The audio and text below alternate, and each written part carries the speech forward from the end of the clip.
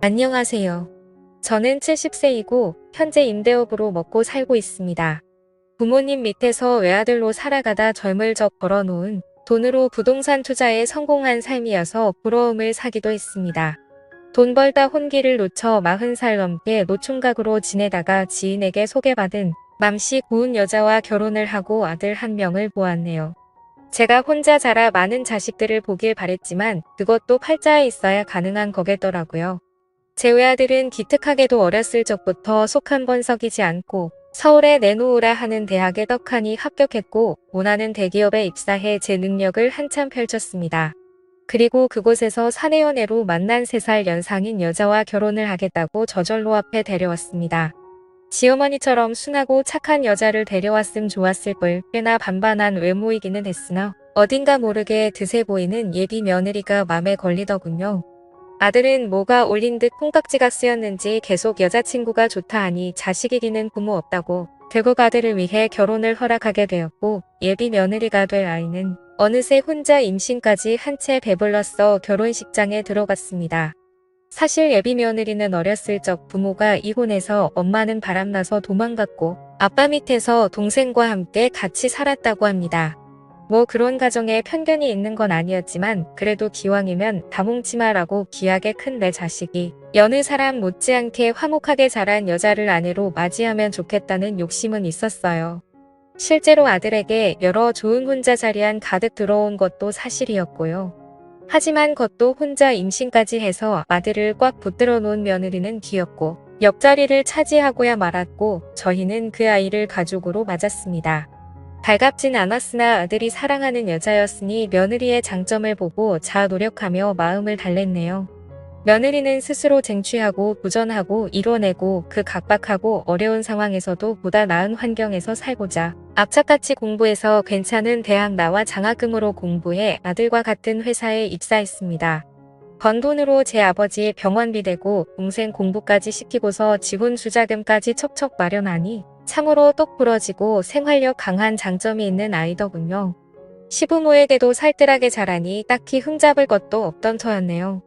뭐 사람이 항상 완벽할 수만은 없으니 전 며느리를 맞아들이기로 하고 아들과 행복하기를 바랬습니다. 그러던 중 살면서 저는 인생이 최대 불행한 일을 겪어야 했습니다. 그날은 아내가 임신한 며느리 힘들다며 손수 만든 반찬을 애들 떼에 가져다 주었던 날이었어요. 아들이 엄마를 저희 집으로 다시 데려다주는 데서 일어나 버리고 말았습니다. 역주행하는 음주 차량을 미처 못 보고 아들은 그대로 박아버렸고 그야말로 처참한 상태에서 음주 운전자를 비롯한 저희 아들 제 아내까지 저 세상으로 가고 말았어요. 소식을 들은 뒤 정신을 도저히 차릴 수가 없겠더라고요. 세상에 말도 안 돼. 늙음하게 여행이나 잘 다니자며 행복하게 살길 바랬던 착했던 제 아내와 제 목숨과도 같던 제 아들 녀석이 저만 두고 세상을 등져버렸다는 소식이 저 혼자 이 남은 세상 살면 뭐 하나 싶어 나쁜 생각마저 들었습니다만 며느리가 곁에서 힘을 주었습니다. 아버님 그러시지 마세요. 어머님이랑 그이 잘못된 건 너무나 안타깝지만 산 사람은 살아야죠. 제가 부족하지만 더 잘할게요. 이제 제 뱃속에 아기도 태어날 테고 그렇게 저희 가족 다시 한번 잘 살아요 하며 자신의 배를 어루 만지는 며느리. 따지고 보면 제 처지보다 며느리 처지가 더 가여울 법인데 노인네가 앞길 창창한 청산과 부된 며느리를 위로해주지는 못할 망정 이런 약한 모습을 보이니 차마 부끄러운 면이 서질 않더라고요. 미안하다 아가 아버지가 내 마음 헤아리지 못하고 그저 내 생각만 했구나. 내 뱃속에 태어날 우리 손주도 있는데 내 말대로 산 사람은 살아야 하는 게 맞구나. 아버지가 앞으로 단단히 마음먹고 우리 손주 봐서라도 못다한 사람 못 가지 잘 살자꾸나 하며 며느리와 서로 다독여주기도 했네요. 며느리는 얼마 안 가 출산을 했지만 며느리 곁에 있는 사람은 오직 저밖에 없었습니다. 출산하는 그 희망 순간마저 제 안 사람도 아들도 아무도 없다는 게 참으로 서글프더이다.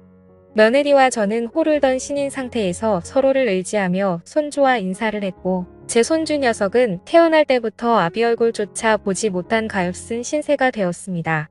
저는 손주를 아들만큼 어업이어 며느리에게 넉넉하게 생활비를 주며 어디 밖으로 일할 생각하지 말고 오직 손주 녀석만 신경 쓰고 잘 키우라 했습니다.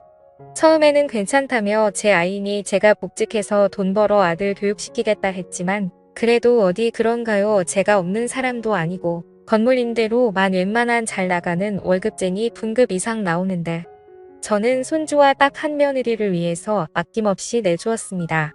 그렇게 6여 년이라는 시간이 흘렀고 연애때와 마찬가지로 며느리와 가까이 있는 곳에 다 자란 손주 재롱 보면서 저는 가는 세월 붙잡지도 못한 채 나이만 먹어가고 있었습니다. 며느리는 직장에 복귀하게 되었고 가까운 데 사는 제가 손주를 데리고 와 항상 저희 집에서 시간을 보내곤 식사 후 집으로 가곤 했습니다. 제가 사는 이유는 자라나면서 아들을 빼닮아가는 손주를 보는 일이었고 아들 어렸을 적과 제 안사람과 행복했을 적을 그리며 추억에 의지한 채 그저 눈 감을 날만에 기다리고 있었네요. 그러던 중 제게 들어오는 여자분이 있었습니다. 손주 유치원 같이 다니는 같은 반 아이 할머니였는데 와버린 자식을 대신해서 손녀딸을 봐주고 있는 사람이었어요. 그저 오다가다 인사하다가 이내 말 붙이는 사이로 그러다 차 마시고 식사하니 저희는 어느새 좋은 친구가 되었습니다. 정시라서 제가 정야사님이라고 불렀는데 우리 눈감은 안사람처럼 참으로 착하고 순박한 그런 사람이었어요. 지난 아픔을 가슴에 묻은 한마늘 세월 술 한잔하며 털어놓았더니 정야사님도 속에 있는 말을 털어놓으시더라고요. 그러셨군요. 참 자식 먼저 보낸 부모 심정은 말로 다 못다 하죠. 제 팔자도 어찌나 사나운지 남편 먼저 몹쓸병으로 잃고 막내딸마저 사고사로 잃었는데 어찌나 죽지 못해 사는 목숨인지요. 얼마나 그간 힘든 삶을 사셨겠어요. 누구보다 그 심정 이해합니다. 라며 서로 자식 잃은 마음을 위로해주기도 했습니다. 절대 한 사람 아니면 제 곁을 내어줄 수 없다 여겼는데 정이라는 게 참으로 무서워 마음이 열리더라고요. 가끔 저희 집에 와서 식사를 챙겨주기도 하고 집안 청소를 해주며 제 말 동무를 해주었는데 어찌나 말을 곱게 하는지 젊은 청춘 마냥 막 설레거나 하진 않았지만 함께하는 시간은 참으로 즐거웠습니다. 저희는 친구 관계로 넘어 남녀로서 호감이 생겼고 점차 가까워져 요즘 사람 말로 여자친구 남자친구이지 않은 연인 사이가 되었답니다. 그런데 어느 날 미처 염두에 두지 못했던 일이 생기고 말았어요. 아버님 저 왔어요. 외근 중에 잠시 근처에 왔다가 들렸는데 저희 승준이 유치원에 잘 다녀왔어요.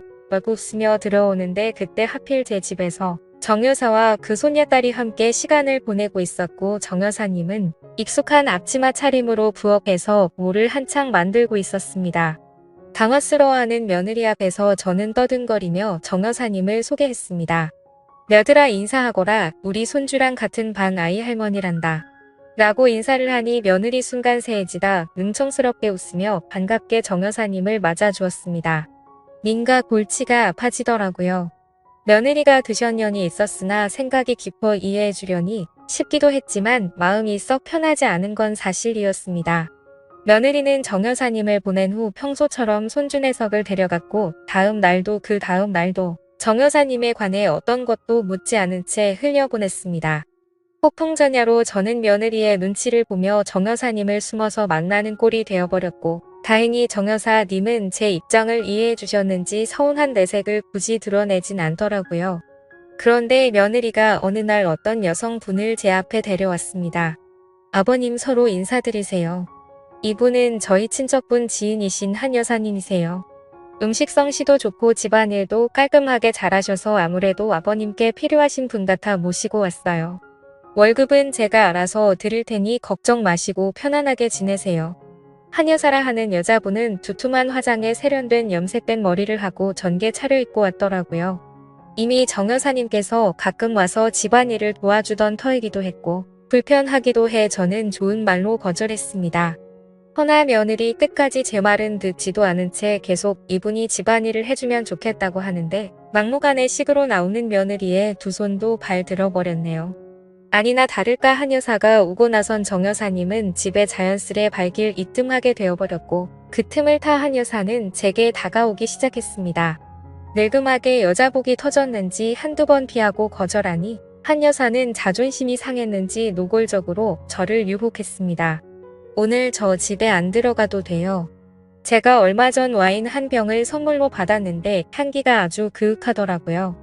저랑 괜찮으면 한 잔 부딪혀요.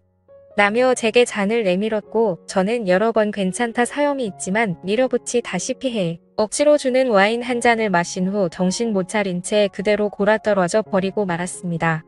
그 다음날 깨나 보니 깔끔하게 정돈된 방에 어느 때와 똑같은 아침을 맞아 전 안도를 하며 숨을 쉬었고 날이 밝을 때 손주를 유치원에 데려다 주며 정 여사님과 마주쳤는데 정 여사님이 어느 때와 다르게 제게 비속고친 말씀을 하시더라고요.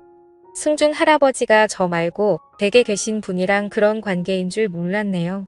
그렇게 여러 여자를 거느리시는데 소질 있으신 분이신 줄 몰랐어요. 진짜 부끄러운 줄도 모르고 실망이네요. 라며 말씀을 하시곤 제 곁을 지나가시는데 이게 다 뭔가 싶었습니다. 다 오해라며 전 집에 있는 사람하고 아무 관계도 아니고 그 댁은 며느리가 데리고 온 친척의 지인분이고 단지 우리 집의 집안일 도와주시러 오신 분이다라고 설명했으나 감정에 앞서는 정 여사님께는 씨알도 안 먹히는 얘기였습니다. 정 여사님하고 멀어지자 그 틈을 이용해 집에 있던 한 여사는 제 마음에 들기 위해 꽃단장을 하고서 찾아와 말동무도 해주고 집안일도 깨끗하게 쳐주고 정 여사님이 제게 했던 일로서 제 마음을 사로잡으려 했습니다. 게다가 벼랑간 며느리까지 등장해 꽃다갈과 봉투를 내밀더라고요. 어머, 두 분 너무 잘 어울리세요. 그렇잖아도 제가 공연 티켓을 선물 받은 게 있는데 저 혼자 가기는 뭐 하던 참이었거든요. 요새 잘 나가는 트로트 가수 공연이니 두 분이서 오붓하게 잘 다녀오시고 분위기 좋은 호텔 디너 뷔페 티켓도 함께 넣었으니 좋은 시간 보내시고 오세요. 라며 며느리까지 지원 사격을 해주니 배뜸 흘러가는 상황을 보아하니 며느리가 손을 썼는지 이런 상황을 다 염두에 두고 계획한 것 같더라고요. 워낙 영리하고 빠삭한 아이니 애써 저에 의해 그랬다고만 생각하려 했습니다.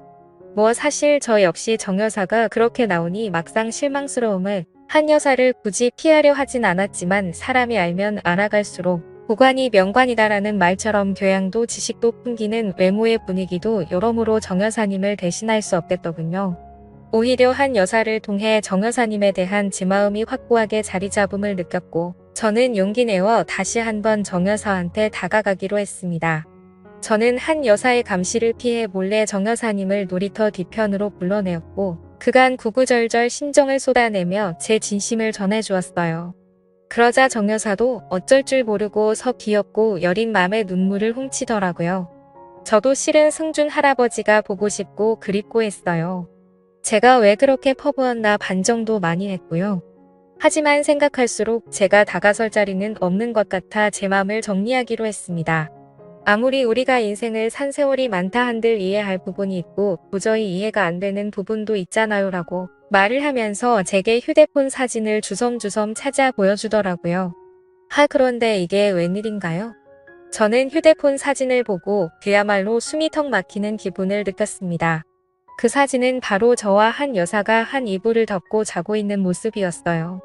그 사진이 정 여사님께 전송이 되었다는 겁니다. 저게 언제인지 생각해보니 아무래도 그때 한 여사가 제게 줬던 와인을 마시고 잠시 잠들었던 그날 같았어요. 항렬이 치받는 게 나 모르게 이런 일을 저지른 한 여사를 도저히 가만둘 수 없겠더라고요. 모종의 음모가 도사리고 있다. 여긴 저는 당장에 한 여사가 있는 집으로 들어가려 하는데 어쩐 일로 저 멀리서 며느리 차처럼 보이는 차량이 보였습니다. 평일이라 당연히 회사에 갔을 줄만 알았던 며느리는 연차를 낸 건지 어쩐 건지 가까이 다가가 보니 옆에 익숙한 얼굴의 한 여사와 얘기를 나누고 있었네요. 헌데 그 둘이 하는 얘기가 윈가 심상치 않았습니다. 야, 나 도저히 못하겠다. 저놈의 빡빡한 영감탱이 하나부터 열까지 다 맞춰주는데도 넘어올 기미가 단일도 없어. 저런 별볼일 없는 퉁퉁한 여인네랑 이런 신랑이 하는 것도 자존심 상할 판국에 이딴 대접 받아야겠니? 하며 더운 듯 부채질을 하고 있는 한 여사. 삐축하게 노려보며 며느리가 입술을 깨물며 대꾸하더군요. 그래서 지금 재산 50억을 그 별볼일 없는 퉁퉁한 여인네한테 뺏기겠다고. 엄마 우리 아빠 돈 못 번다고 그놈의 돈 쫓아서 남편 자식 버리고 같이 일했던 사장놈하고 도망간 거 아니었어? 이렇게 돈 좋아하는 양반이 50억을 눈앞에 두고 포기하겠다고. 시아버지가 엄마한테 안 넘어올까봐 자신 없어진 건 아니고. 엄마 이게 대체 무슨 소리야? 분명 며느리가 한 여사한테 불렀는데 며느리는 어렸을 때 어머니가 바람나 집 나갔다고 했는데 그 엄마가 바로 한 여사라는 말입니까? 비틀거리며 거의 쓰러지기 직전이었던 전 금수만도 못한 모녀의 대화를 마저 들었습니다. 며느리의 말에 분이 일했던 한 여사는 눈알이 뒤집힐 정도로 소리를 지르더군요. 자신이 없어. 너 어따 그 여자와 날 비교하는 건데.